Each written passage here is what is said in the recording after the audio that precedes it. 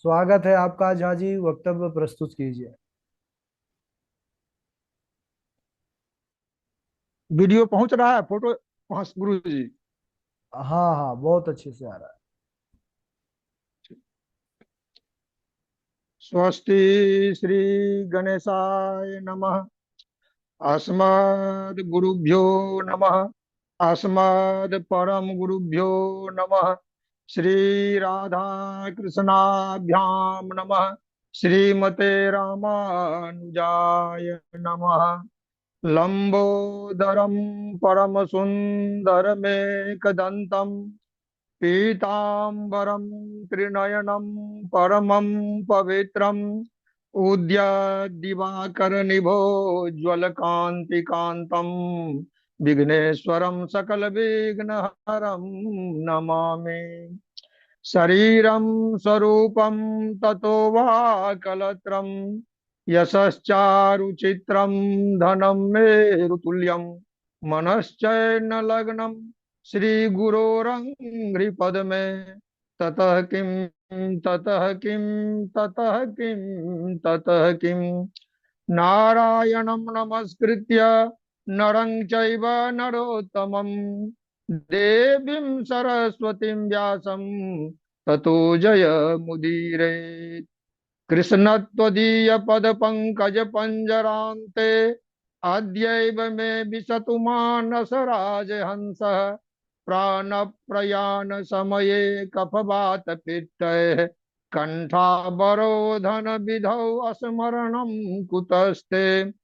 बर्हापीडं नटवरवपुः कर्णयोः कर्णिकारं बिभ्रदवासः कनककपिशं वैजयन्तीं च मालां रन्ध्रान् वेणोरधरसुधया पूरयन् गोपवृन्द बृन्दारण्यं स्वपदरमणं प्राविशद्गीतकीर्तिः। करारविन्देन पदारविन्दम् मुखारविन्दे विनिवेशयन्तम् वटस्य पत्रस्य पुटे शयानम् बालं मुकुन्दं मनसा स्मरामि। रामाय रामभद्राय रामचन्द्राय वेधसे रघुनाथाय नाथाय सीतायाः पतये नमः। लक्ष्मीनाथ समारम्भाम् नाथयामुनिमध्यमाम् अस्मदाचार्यपर्यन्ताम् वन्दे श्रीगुरुपरम्पराम्। अञ्जनानन्दनं वीरं जानकी शोकनाशनं कपीशमक्षहन्तारं वन्दे लङ्काभयङ्करम्। जय जय श्री राधा रमण, जय जय नवल किशोर, जय गोपी चित चोर प्रभु, जय जय माखन चोर। मूकं करोति वाचालं पंगुम लंघयते गिरिं यत कृपातमहं वन्दे परमानंद माधवम्। भक्ति भक्त भगवंत गुरु चतुर नाम बपु एक, इनके पद बंधन कियो नासत विघ्न अनेक। बोलिए वृंदावन बिहारी लाल की जय। सुखदेव भगवान की जय। भागवत महापुराण की जय। अनंतानंत कोटि ब्रह्मांड नायक अचिंत्य कल्याण गुणगण निधान सर्वेश्वर सर्वाधिपति अकारण करुणा वरुणालय अकारण करुणा कारक सकल जन कल्य सापहारक परात परम ब्रह्म सच्चिदानंद घन अनंत कोटि कंदर्प दलन पटियान निर्गुण निराकार सगुण साकार परमात्मा श्री कृष्ण के युगल चरणों में दास गणेश का बारंबार प्रणाम। उनकी आह्लादनी शक्ति वृषभानु नंदिनी भगवती श्री राधा रानी के जुगल चरणों में दास का बारंबार प्रणाम। समुपस्थित भक्तगण, भागवत कथानुरागी सज्जनों, मातृशक्ति भगिनी बांधवों एवं श्रीमद् भागवत की अमर कथा सुनने वाले सभी चराचर संसार के प्राणी, सूक्ष्म से सूक्ष्मतम जीव, जो श्रीमद् भागवत की कथा को सुन करके अपने जीवन को सार्थक करते हैं। हम लोग बहुत भाग्यशाली हैं, क्योंकि श्रीमद् भागवत की कथा सुनने का अवसर मिलता है, श्रीमद् भागवत की कथा कहने का अवसर मिलता है। भगवान की, राधा माधव की, राधा रानी की हम सबों के ऊपर परम कृपा है और गुरुदेव का आशीर्वाद है, जिसके फलस्वरूप हम लोग श्रीमद् भागवत की कथा को आनंद के रूप में ग्रहण करते हैं, क्योंकि भगवान का तो नाम ही है सच्चिदानंद, सतचित आनंद। तो श्रीमद् भागवत की कथा को आनंद के रूप में ग्रहण करते हैं। जय श्री राधे, जय श्री राधे। इस धराधाम पर दो प्रकार की गंगा बह रही है। एक तो भागीरथी गंगा, जो भगवान के पद नख से निकली है और जन जन को पवित्र कर रही है। दूसरी गंगा भागवती गंगा है, जो भगवान के मुख से गंगा निकली है और भगवान के मुख से भगव गंगा निकल करके संसार के प्राणियों को पवित्र कर रही है। तो श्रीमद् भागवत की जो कथा है, यह तो पवित्र धारा है, जिसमें डुबकी लगाने से हम सभी भक्तों का उद्धार होता है। हम सभी भक्त भगवान की कृपा को प्राप्त करते हैं। तो भगवान की कृपा और गुरु की महिमा की चर्चा करते हुए हम आज विश्वरूप, जो महर्षि त्वष्टा के पुत्र थे और जिन्हें इंद्र ने गुरु के पद पर वरण किया है, उनकी कथा इस ऐप के माध्यम से सुना करके हम अपने आप को तृप्त करना चाह रहे हैं। जय श्री राधे, जय श्री राधे। कथा चल रही है, भगवान सुखदेव जी राजा परीक्षित को कथा सुना रहे हैं। कथा श्रवण के दौरान परीक्षित जी सुखदेव जी से प्रश्न करते हैं, हे भगवान, आप यह बताइए कि ऐसा कौन सा कारण बन गया था कि गुरु बृहस्पति को देवताओं का त्याग करना पड़ा था। तो गुरु बृहस्पति ने किस कारण से देवताओं का त्याग किया और गुरुपद को छोड़ करके कहीं छिप गए।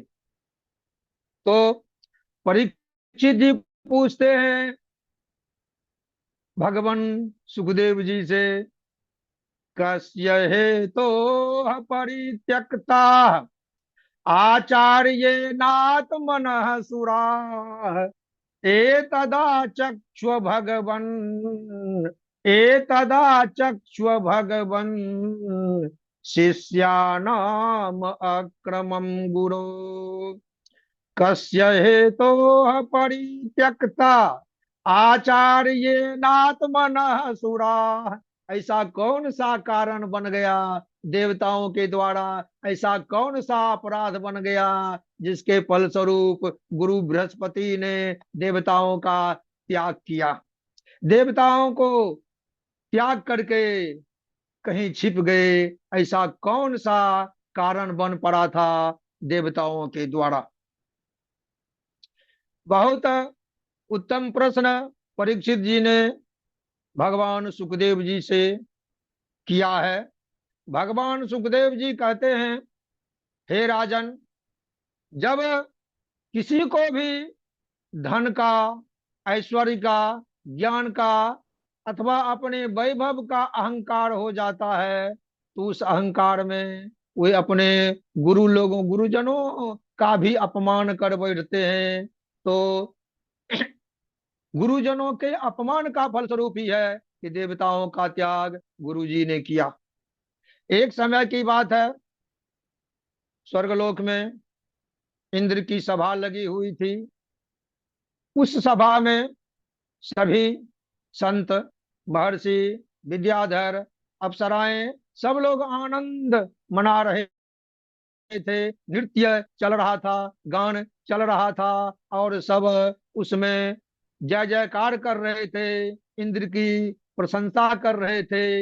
इंद्र अपने वैभव के अहंकार में, अपने त्रिलोकी का राज प्राप्त करने के अहंकार में इतना चूर चूर हो गए थे कि वे तो केवल जय जयकार करने वालों की प्रशंसा से ही प्रसन्न हैं, उन्हें इधर उधर कुछ दिख नहीं रहा है। ऐसी परिस्थिति में जब सभा में सब लोग आनंद में मग्न थे, देवराज इंद्र नृत्य गीत आदि के आनंद में मग्न थे, उसी समय सभा में गुरु बृहस्पति का पदार्पण हुआ। जब गुरु बृहस्पति सभा में उपस्थित हुए, तो उस सभा में जितने भी संत थे, महर्षि थे, विद्याधर थे, सब तो अपने आसन से उठ करके गुरु का अभिवादन किया। लेकिन ऐश्वर्य मद में चूर रहने के कारण, अपने कर्तव्य और अकर्तव्य को भूल जाने के कारण, इंद्र आसन से उठकर गुरु का अभिवादन करना तो दूर रहा, वे हिले भी नहीं, गुरु की ओर उनकी नजर भी नहीं गई, जिसके कारण कुछ देर तक तो गुरु जी सभा में खड़े रहे। लेकिन उसके बाद वे समझ गए कि इंद्र को अपने ऐश्वर्य का अभिमान हो गया है, वह ऐश्वर्य के अभिमान में इतना मदमस्त है कि वह मेरी ओर उठ करके मेरा सम्मान करना तो दूर की बात है, मेरी ओर तो देवराज की दृष्टि भी नहीं आई। तो उसी समय क्या हुआ, देवराज के द्वारा गुरु अपमानित हुए, और गुरु ने सोचा कि इस अहंकारी को शिक्षा देना जरूरी है, और किस प्रकार शिक्षा इस अहंकारी को दिया जाए, इसको सोच करके वे तत्काल सभा से निकल गए। कहाँ निकल गए, कहाँ चले गए, किसी को पता नहीं है। ततो निर्गत्य सहसा, ततो निर्गत्य सहसा कबीरांगिरसः प्रभु, आचार्यो स्वगृहं तुष्णीं विद्वान श्रीमद विक्रियाम। यानी इंद्र से अपमानित हुए, इंद्र ने उनका सम्मान नहीं किया। यहाँ तो जब गुरु आते हैं तो जो उनके शिष्य होते हैं वे अपने आसन से खड़े हो जाते हैं, और तब तक नहीं बैठते हैं जब तक गुरु आसन ग्रहण करके शिष्य को बैठने की अनुमति नहीं देते हैं, तब तक शिष्य अपने आसन पर विराजमान नहीं होते हैं। यहाँ तो गुरु का अभिवादन तो बहुत दूर रहा, यानी ऐश्वर्य के अभी में देवराज इंद्र हिले डुले भी नहीं, गुरु अपमानित हुए और सहसा इंद्र की सभा से निकल करके अपने घर चले गए। ततो निर्गत्य सहसा कबीरांगी रसः प्रभु, आचार्यो स्वगृहं तुषनिं विद्वान श्रीमद विक्रियाम। होशियार लोग, समझदार लोग इस प्रकार शिक्षा देते हैं कि अहंकारी शिष्य को कैसे सन्मार्ग पर लाया जाए। वे सभा से निकल जाते हैं और निकल करके चले जाते हैं। कुछ देर के बाद जब देवराज इंद्र को एहसास हुआ कि मेरे द्वारा तो गुरु का अपमान हो गया, वे ग्लानि महसूस करने लगे और उठ करके गुरु की खोज करने के लिए, गुरु से अपने अपराध के बदले क्षमा प्रार्थना करने के लिए दौड़े। लेकिन ज- खोजते खोजते देवराज इंद्र थक गए, लेकिन गुरु कहीं मिले नहीं। जब गुरु नहीं मिले तो देवराज बहुत दुखी हुए, उदास हुए, भयभीत तक हो गए, क्योंकि गुरु की जब तक कृपा रहती है, गुरु का जब तक आशीर्वाद रहता है, गुरु का वरद हस्त जब तक मस्तक पर रहता है, तब तो चलाकी प्रगति होती रहती है। यहाँ तो गुरु बिगड़ गए और संतुष्ट हो गए, और असंतुष्ट होकर के वहां से निकल गए। अब परिणाम क्या होता है? जब गुरु मेहरबान तो चेला पहलवान, यहाँ गुरु को ही देवराज इंद्र ने नाराज कर दिया। और जब गुरु नाराज हो गए और नाराज होकर छिप गए, कहीं मिले नहीं, तो जब इस घटना की जानकारी दैत्यों को मिली कि आजकल देवराज इंद्र के ऊपर गुरु की कृपा नहीं है, गुरु ने देवराज इंद्र का त्याग कर दिया है, देवताओं का त्याग करके गुरु नारुष्ट होकर कहीं चले गए हैं, तब दैत्यों ने अपने गुरु शुक्राचार्य से परामर्श किया। शुक्राचार्य ने कहा कि हे दैत्यो, अभी अवसर है, क्योंकि अभी देवताओं के ऊपर गुरु की कृपा नहीं है। संजोग ऐसा है कि देवता और दैत्य दोनों पराये नहीं हैं, दोनों अपने हैं, दोनों एक दूसरे के भाई ही हैं, क्योंकि पिता तो एक है।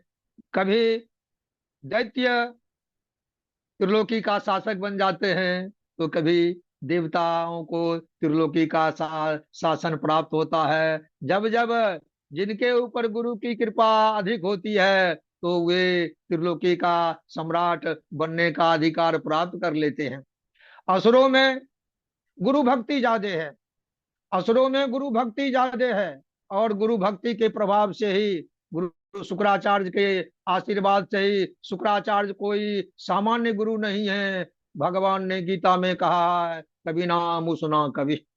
अर्थात भगवान श्री कृष्ण ने भी जब अपनी विभूतियों की चर्चा कर रहे थे, अपना व्याख्यान दे रहे थे कि मैं क्या हूँ, हम क्या हूँ, तो विद्वान लोगों में उन्होंने अपने आप को उसना कवि यानी शुक्राचार्य माना है।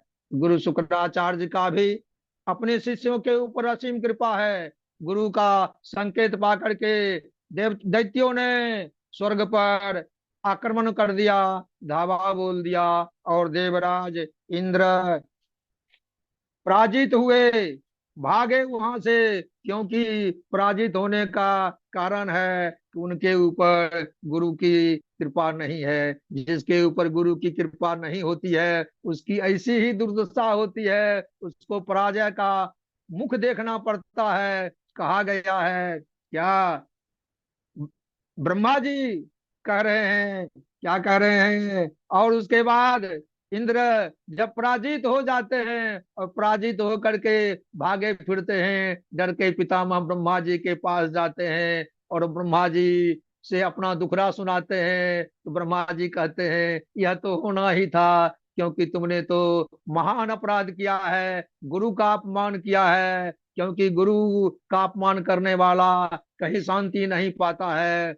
कहते हैं ब्रह्मा जी इंद्र से, न विप्र गोविंद गवीश्वराणाम, न विप्र गोविंद गवीश्वराणाम, भवन्ति अभद्राणि नरेश्वराणाम।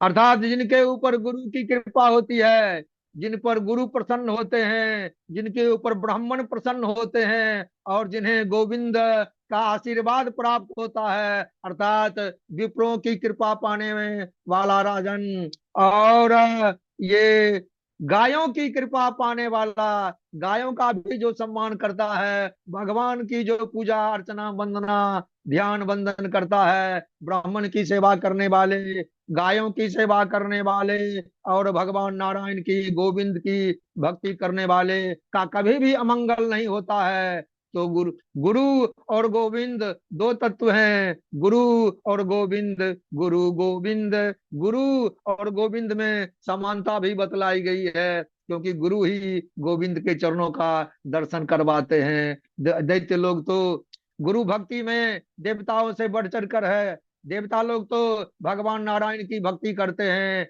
जब कभी उन्हें आपत्ति आती है, किसी प्रकार का कष्ट होता है, तो भगवान गोविंद के शरण में चले जाते हैं, उनसे त्राहि माम की भिक्षा मांगते हैं, और भगवान उनकी आराधना से प्रसन्न होकर के उन पर खुश हो जाते हैं। लेकिन गुरु की कृपा के बिना कुछ भी संभव नहीं है। यहाँ तो गुरु की कृपा देवराज इंद्र के ऊपर से हट गई है। गुरु अंतर्धान है, और गुरु की महिमा के बारे में तो कहना कम है, क्योंकि गुरु तो गुरु होते हैं, और वे हर प्रकार की सिद्धि दिलाने में अपने शिष्य की मदद करते हैं, क्योंकि भगवान की भक्ति, भगवान के चरणों का दर्शन कराने में गुरु का साक्षात योगदान होता है। उसके बाद देवराज इंद्र ने पितामह ब्रह्मा के चरणों में प्रणाम निवेदित किया और कहा कि हे महाराज, हे पितामह, गुरु तो कहीं मिल नहीं रही हैं। जब तक गुरु नहीं मिलेंगे तब तक हमारा क्या होगा। तो ब्रह्मा जी ने कहा, हे देवराज, आपने तो गुरु का अपमान किया है, गुरु का अपराध किया है। अब तो जब गुरु नहीं मिल रहे हैं, आप पहले तो गुरु जी को खोजिए। तो देवराज ने कहा, गुरु को खोज करके हम थक गए, गुरु कहीं हमको मिले नहीं है, अब क्या करें। तो ब्रह्मा जी ने कहा कि आप किसी ब्राह्मण को गुरु बना लीजिए, क्योंकि ब्राह्मण तो जन्म से ही गुरु होता है। ब्राह्मणो नितराम गुरु, ब्रह्म तो ब्राह्मण तो जन्म से ही गुरु होता है, इसलिए किसी योग्य ब्राह्मण को गुरु बना लीजिए और उनसे आशीर्वाद प्राप्त कीजिए, उनकी कृपा प्राप्त कीजिए। और जब गुरु की कृपा होगी, तब आप त्रिलोकी का साम्राज्य पुनः प्राप्त कर लेंगे। तो नए गुरु की खोज में देवराज चले, तो उन्हें पता चला महर्षि त्वष्टा जो 12 आदित्यों में एक है, महर्षि त्वष्टा जो 12 आदित्यों में एक है, उनके पुत्र विश्वरूप हैं। तो उनके पुत्र विश्वरूप हैं, और उस वे विश्वरूप त्रिशिरा के नाम से प्रसिद्ध हैं। उनके 3 मस्तक हैं, 3 सिर हैं। एक सिर से वे सोमरस पीते हैं, दूसरे मुख से वे सुरापान करते हैं, और तीसरे मुख से तो वे अन्न आदि ग्रहण करते हैं। अर्थात 3 मुख हैं। सोमरस पीने वाला जो मुख है, वह तो वैष्णवी विद्या का प्रतीक है, और वैष्णवी विद्या वेद मंत्र के जो ऋचाएं हैं, वे उस सोमरस पीने वाले मुख से निकलते रहते हैं। तो उस विश्व रूप को गुरु बनाने के लिए देवराज इंद्र देवताओं के साथ उनके पास पहुंचते हैं, और देवता लोग उनकी वंदना करते हुए कहते हैं, वयम ते अतिथय प्राप्ता आश्रमम भद्रमस्तु ते, वयम ते अतिथय प्राप्ता आश्रमम भद्रमस्तु ते, कामः संपाद्यताम तात पितॄणाम समयोचित।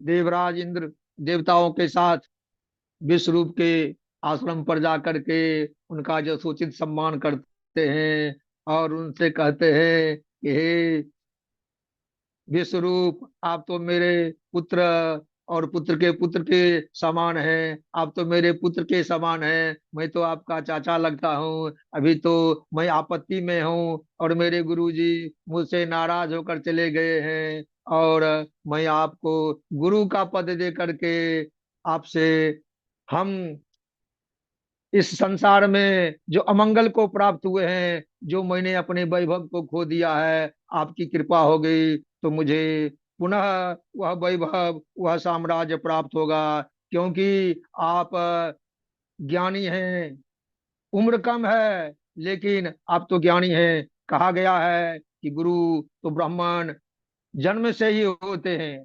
आचार्यो ब्राह्मणो मूर्ति पिता मूर्ति प्रजापते, भ्राता मरुतपतेर्मूर्ति, माता साक्षात छिते तनु। आप तो जन्मजात गुरु बनने योग्य हैं।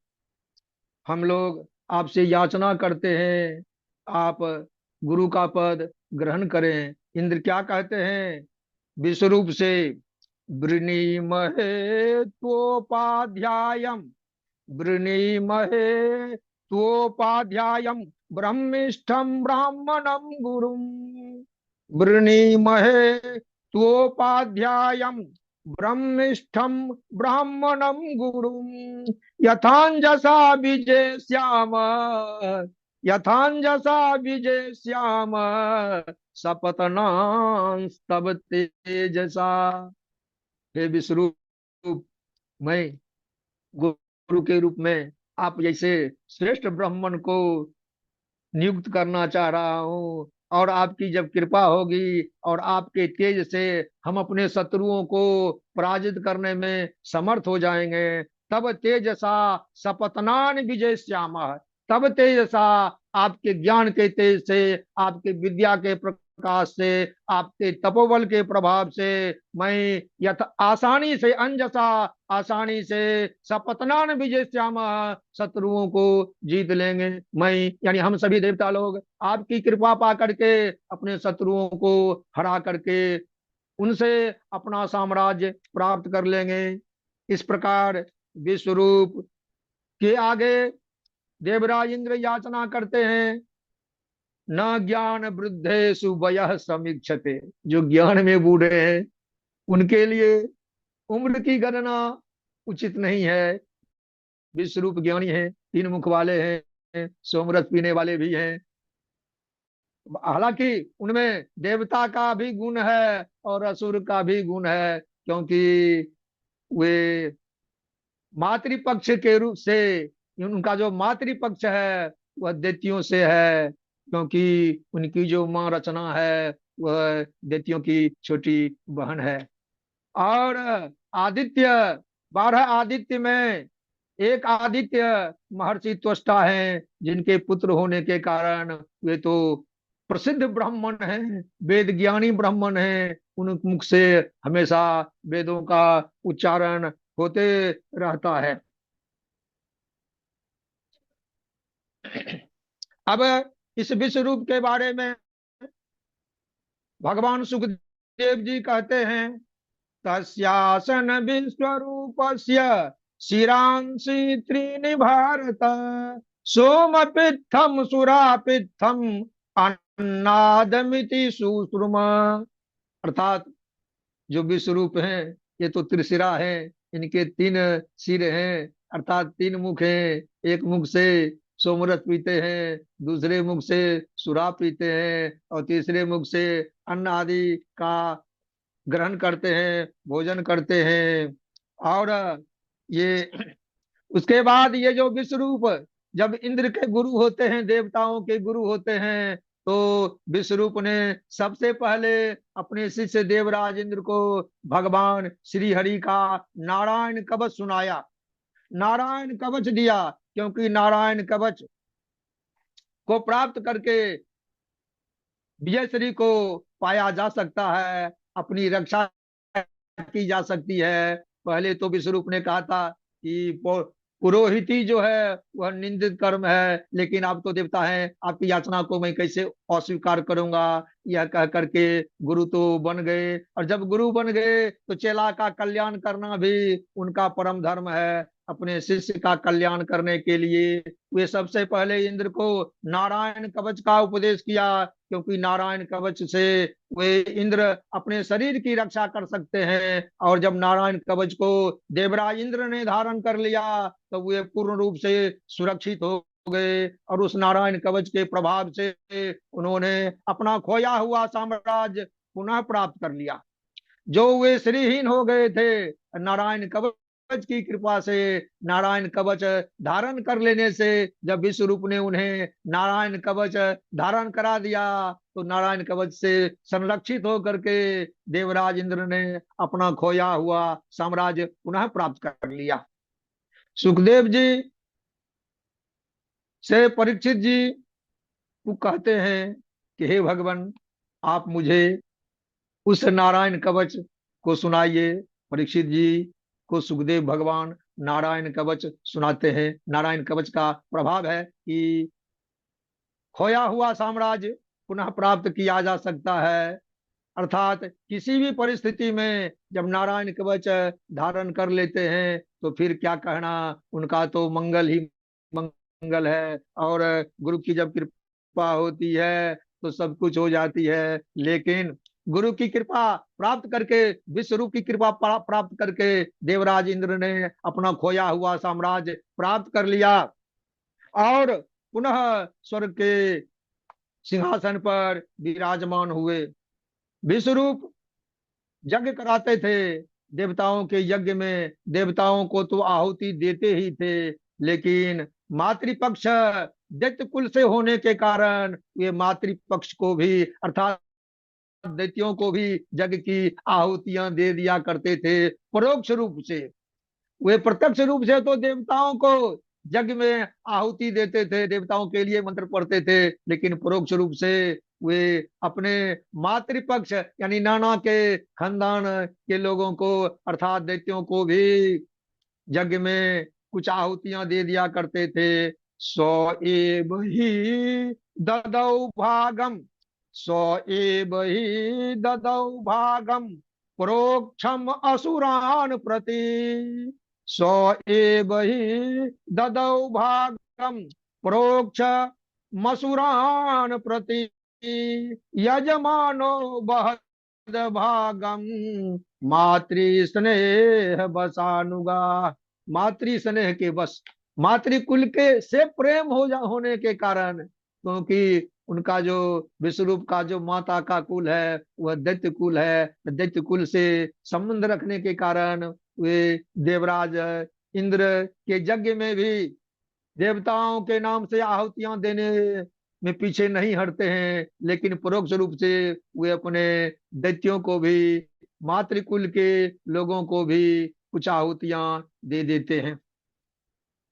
देवता लोग, इंद्र ने, देवराज इंद्र ने देखा कि हमारे जो गुरु हैं ये तो हमें प्रसन्न करने के लिए, हमें संतुष्ट करने के लिए, हमें पुष्ट करने के लिए हमें तो आहुति देते ही हैं, लेकिन ये कुछ छल भी करते हैं। ये अपने मातृकुल के दैत्यों को भी आहुति दे देते हैं। जब दैत्यों को आहुति देंगे, दैत्यों को भोजन देंगे तो दैत्य मजबूत होंगे, दैत्य बलवान होंगे। और ये हमको भी आहुति देते हैं और दैत्यों को ही परोक्ष रूप से दे देते हैं। यह तो इनका जो कार्य है यह उचित नहीं है।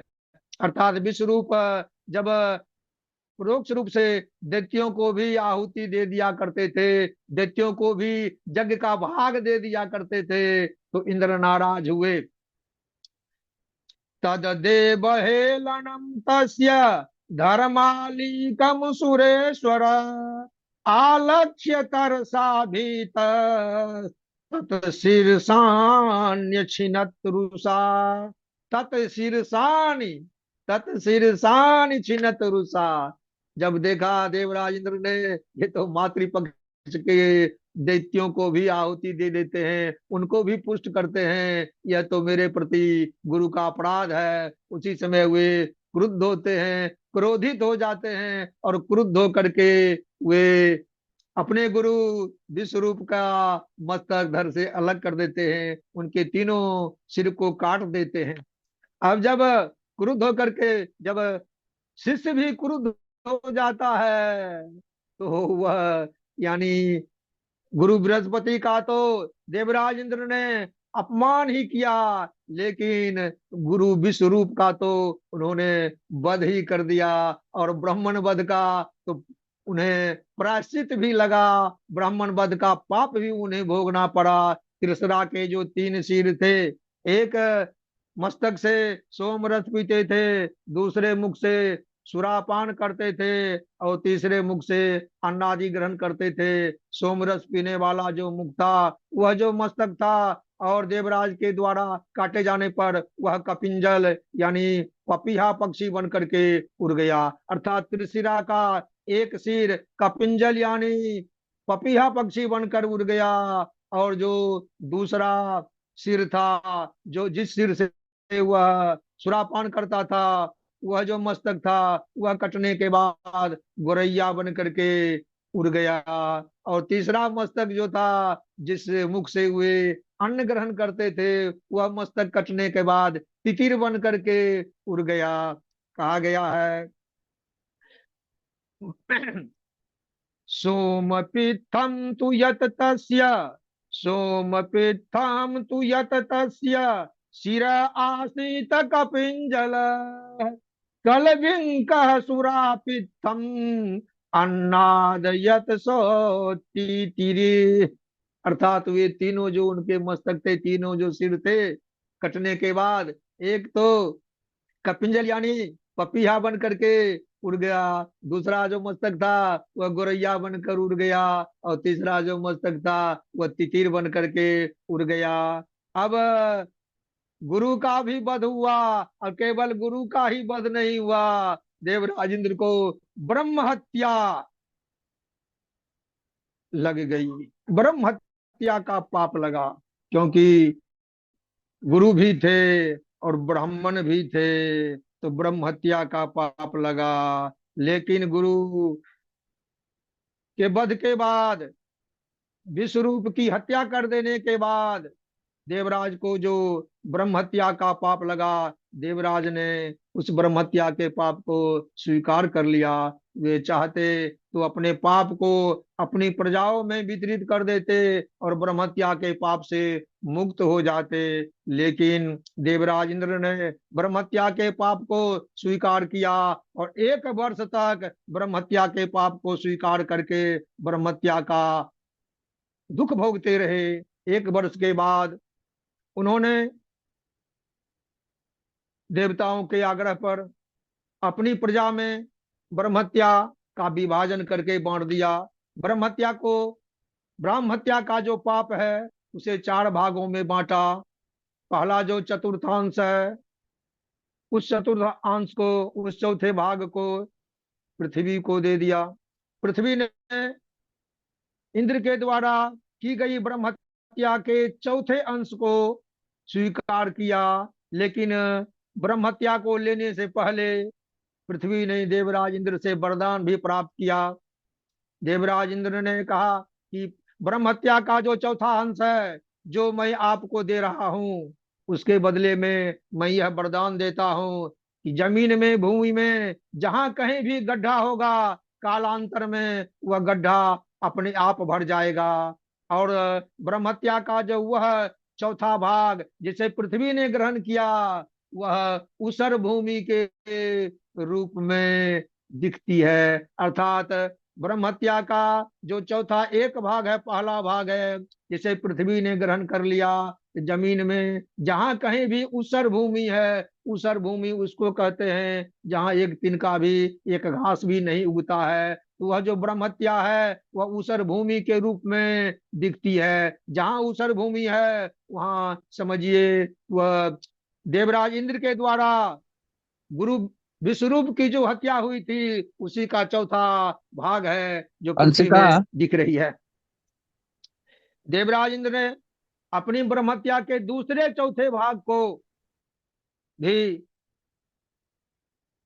अपनी प्रजाओं में बांटा, तो दूसरा जो चौथा भाग है उसको उन्होंने वृक्ष को दिया, और वृक्ष को चौथा भाग देकर के वृक्ष को वरदान भी दिया कि जब कभी भी आपको काटा जाएगा और यदि आपकी जड़ सुरक्षित रहेगी, तो पुनः आप वृक्ष के रूप में फिर उपस्थित हो जाएंगे।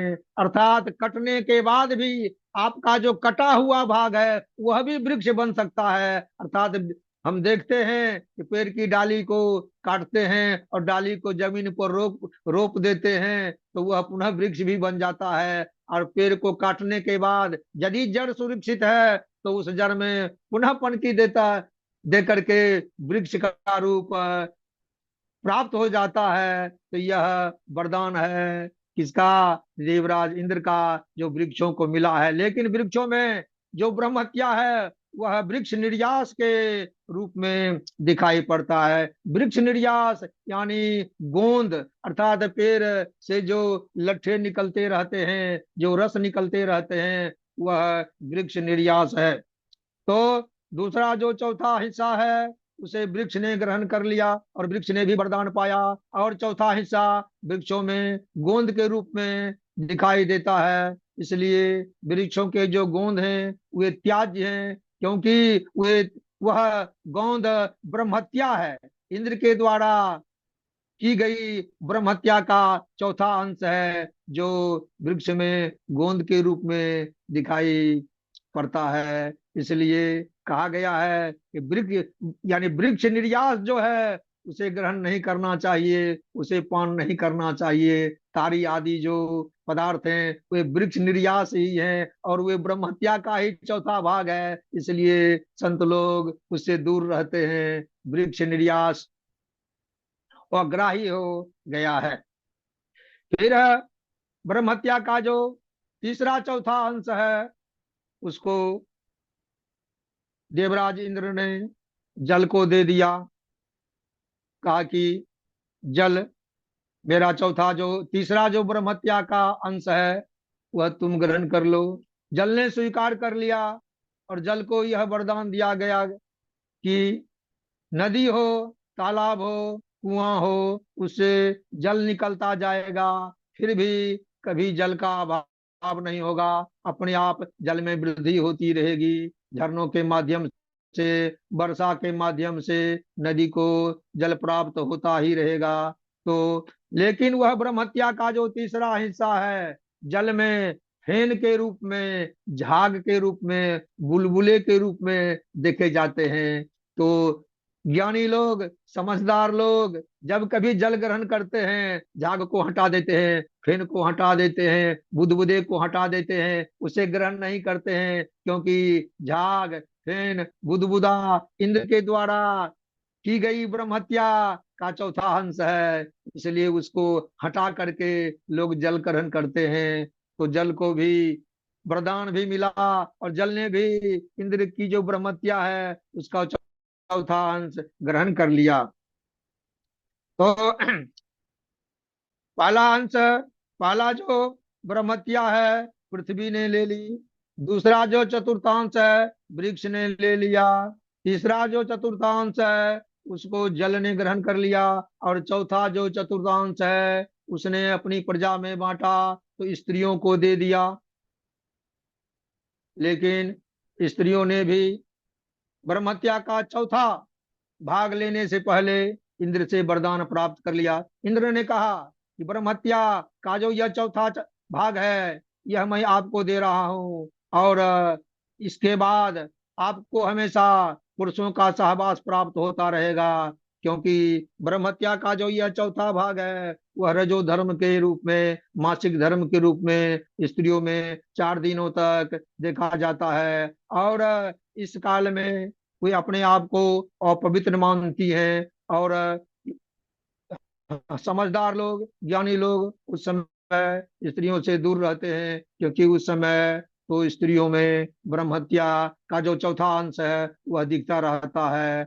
और उसे भी वरदान मिल गया कि आप यदि चौथा अंश प्राप्त करेंगी जो रजोधर्म के रूप में देखा जाएगा, लेकिन आपको भी वरदान है कि आपको हमेशा पुरुषों का सानिध्य प्राप्त होता रहेगा। इस प्रकार इंद्र ने ब्रह्म हत्या को 4 भागों में बांटा और 4 भागों में बांट करके अपनी प्रजा में दे दिया और स्वयं को ब्रह्म हत्या के पाप से मुक्त कर लिया।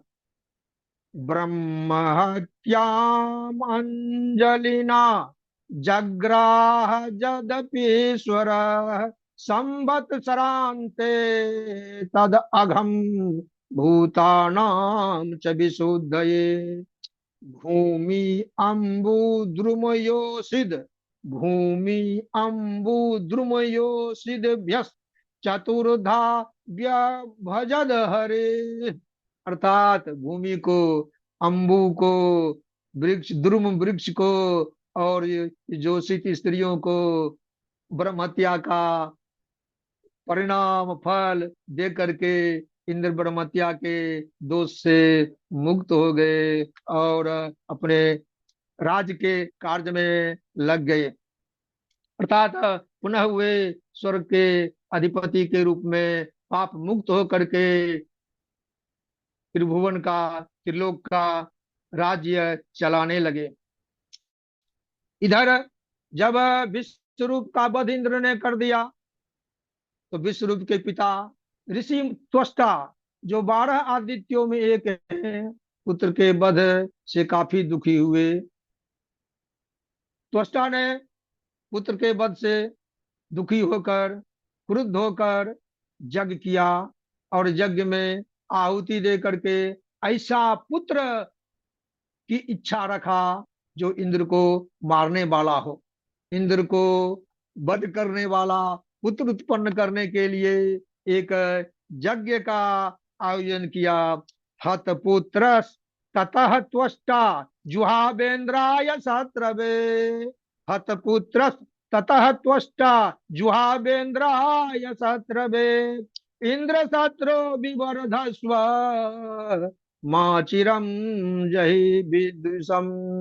महर्षि त्वष्टा ने पुत्र के वध के उपरांत देवराज इंद्र पर काफी कुपित हुए कि मेरे पुत्र को गुरु बनाकर ले गया था, गुरु बनाकर ले गया था और परिणाम क्या हुआ, गुरु बना करके गुरु का वध कर दिया। इसलिए त्वष्टा कुपित हुए और इंद्र को मारने वाला पुत्र उत्पन्न करने के लिए यज्ञ किया, उसमें आहुतियां दी। लेकिन ईश्वर का विधान है, ईश्वर की लीला और परंपार है, उसको जीतना मुश्किल है। त्वष्टा ने यज्ञ किया, यज्ञ में आहुतियां दी और इंद्र को मारने वाला पुत्र की इच्छा से, लेकिन उसमें कुछ अपराध हो गया, मंत्र में कुछ खामियां रह गई, मंत्र के उच्चारण में उदात्त अनुदात्त की गड़बड़ी हो गई, जिसके कारण इंद्र से मरने वाला, इंद्र को मारने वाला नहीं, इंद्र से मरने वाला पुत्र उत्पन्न हो गया। वह क्या हुआ, स्वर का अपराध है। मंत्रो ही न स्वर तो वर्ण तो वा, मंत्रो हीन स्वरतो वर्णतो वा मिथ्या प्रयुक्तो न तमर्थमाह। सौभाग वज्रो यजमानम हिनस्ति यथेन्द्र शत्रु स्वरतो पराधात। यानी मंत्र का प्रयोग विशुद्ध रूप से होना चाहिए, उसमें दोष नहीं होना चाहिए, उसमें किसी प्रकार की अशुद्धि नहीं होना चाहिए। यज्ञ आदि में जो ब्राह्मण भाग लेते हैं वे यदि मंत्रों का सही ज्ञान रख करके उचित प्रयोग करते हैं तो उसका परिणाम अच्छा होता है। लेकिन यदि स्वर के अपराध से, एक स्वर के अपराध से अर्थात मंत्र में यदि कुछ भूल कर बैठते हैं तो परिणाम भी उल्टा होता है। वही परिणाम महर्षि त्वष्टा को प्राप्त हो गया, पुत्र तो प्राप्त हुआ और वह पुत्र इतना विशाल हुआ कि पूरे धरती आकाश को आच्छादित कर दिया, इसलिए उसका नाम वृत्रासुर पड़ गया। वह वृत्रासुर जन्म लिया और पिता को प्रणाम करके कहा कि पिताजी मुझे आज्ञा दीजिए, किस लिए मुझे प्रकट किया है।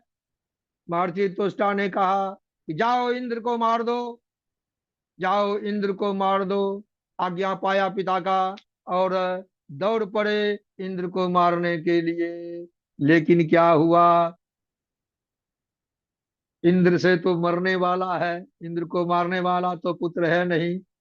वह वृतासुर